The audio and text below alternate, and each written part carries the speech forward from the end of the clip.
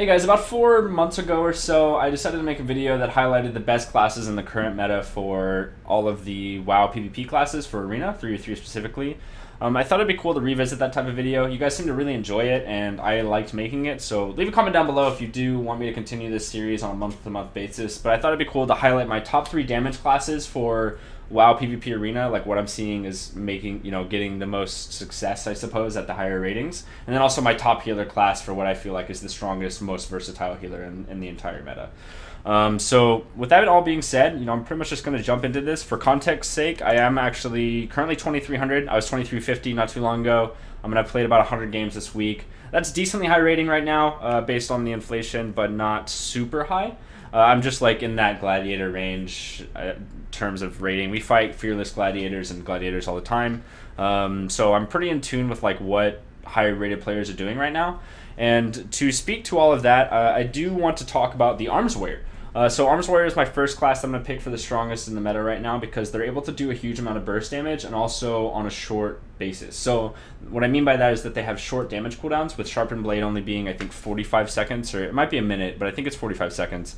And their Battle Cry is also a pretty low cooldown as well. That's only a minute cooldown. It seems like they're able to get such a huge amount of burst damage and do so much pressure because of that Sharpened Blade is just a huge healing reduction, that they're able to really like kill a target on their own. And I've actually been soloed by a couple warriors over the last few weeks because of just how much damage they do. Like they just do a crazy amount, and it's hard to predict when that's happening because it seems so random at times and it seems so consistent that any time I feel like a warrior just is able to put down a target, and they don't have to have like this big damage cooldown like Icy Veins or Metamorphosis or Incarnation. They're able to really just take someone down pretty quickly, and I feel like Arms Warrior fits into this comp that's really popular, and I'll talk about that in just a second. So yeah, overall, Arms Warrior definitely up there. They did, however, just get nerfed, which might make them fall out of the meta within the next month or so. They're not falling out right now, even after the nerf, but they might get nerfed again in their damage, which is typical for what Blizzard does. But they got nerfed on their duel and their disarm, so their peel abilities, they're more utility type of stuff. Disarm makes it so that obviously people like melee classes, including Holy Paladins that are playing Avenging Crusader. Avenging Crusader means that you have to, it's also called melee wings, it means you have to melee people to heal, and if you disarm Avenging Crusader, it makes it so that the Holy Paladin actually can't heal at all for like a few seconds, which is really good. And they also nerfed Duel, so Duel makes it so that if you attack anything but the warrior, you deal less damage for a certain amount of time. It's just like a debuff.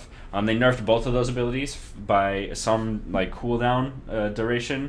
So I think it went from like 30 or 45 seconds to like a minute cooldown. So pretty big nerf.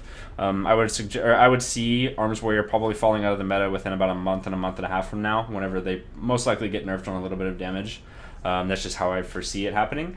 But I want to jump into the second class, and that's actually going to be Mages. This is the class that I play mainly. I'm not being biased with this. This is actually a class that I'm seeing in the game so much right now, and it's not Frost, which is sad because I've dumped all my artifact power into Frost. I love the Frost spec, and it also makes my transmog look really good because of the staff. But it's actually going to be the Fire and the Arcane specs. I see a lot of Fire mages right now. Fire is based on instant cast damage. They pair really well with Arms Warrior because they are so consistent, and they don't take a whole lot of offensive cooldowns in order to be able to kill a target. Meteor's on a 45-second cooldown, and that lines up with Stormbolt and Sharpened Blade. Phoenix's Flames and Fire Blast allow for Pyroblast chains, and that's on a pretty short cooldown. So that and having the Dragon's Breath ability in Fire spec really makes it so that it's very hard to kill them, along with the Cauterizing Blink heal and also the higher stat template that Fire Mage has available. Like Fire Mage in PvP combat, in PvP instances, has more health than a Frost Mage does. Frost Mage has much less health, and they also have a lot less utility since they don't have Dragon's Breath and they don't have Cauterizing Blink. They're not able to really survive as much as the Fire Mage. So definitely an advantage there. And then I'm also seeing a lot of Arcane Mage.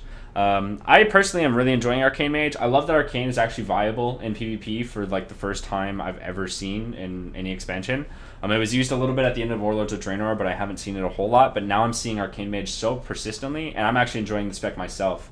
I'm playing it most of the time, and since I can't play Frost a whole lot right now, with an Arms Warrior. I'm playing Arcane Arms Warrior, which is really fun because Arcane is very inconsistent, has a lot of burst damage, pretty short cooldowns, and has a ton of mobility and a ton of CC available to them, which is really cool.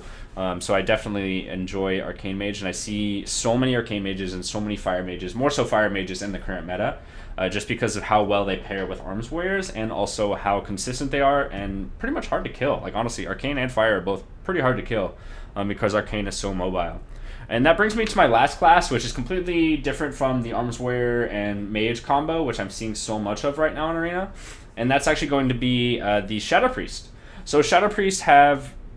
I'm actually not sure what it is. They really didn't get huge buffs or anything like that. But the way that Shadow Priest is playing right now, which is very odd, maybe this is just the difference in like the way that health and all that was changed with the artifact power and, you know, all that. But Shadow Priests are doing a ridiculous amount of damage right now. In fact, actually, look at this recount.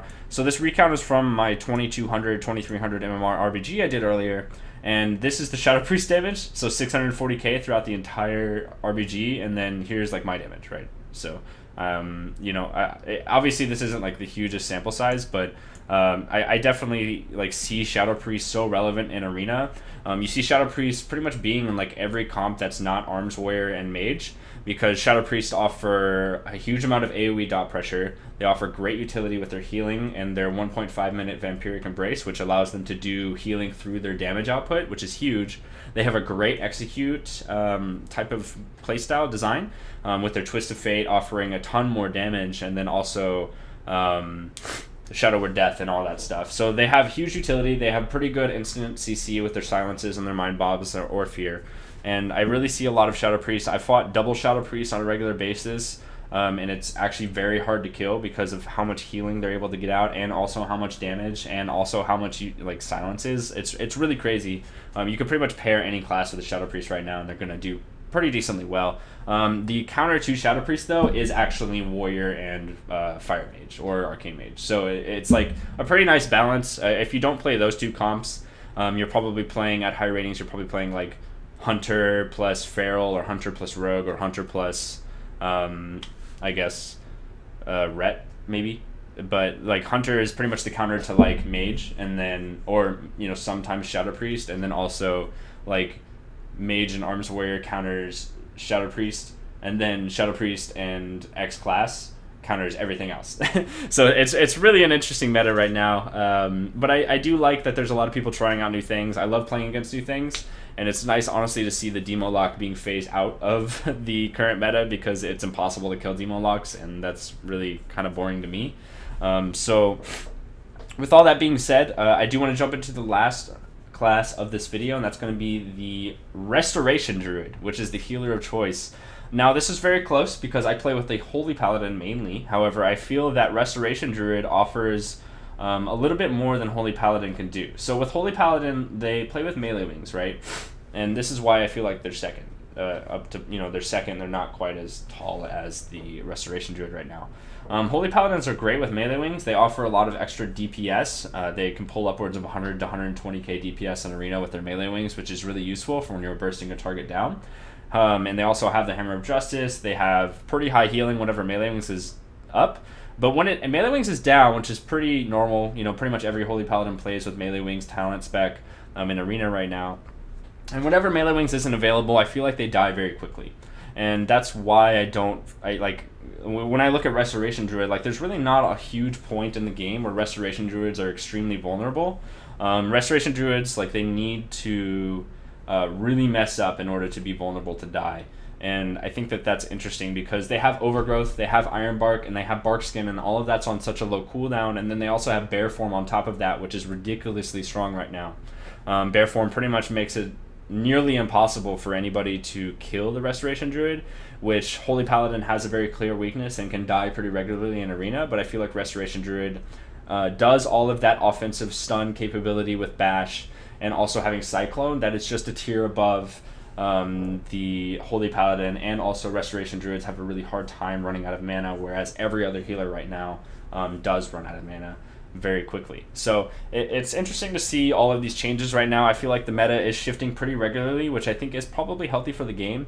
But I did want to shed some light on these classes for you guys. I feel like this this meta is pretty straightforward. You know, Arms Warrior, Shadow Priest, Mage, or Hunter is what I'm seeing mainly, or Feral. And I'm sure that will shift a little bit more. I feel like probably Demon Hunters will come up pretty soon.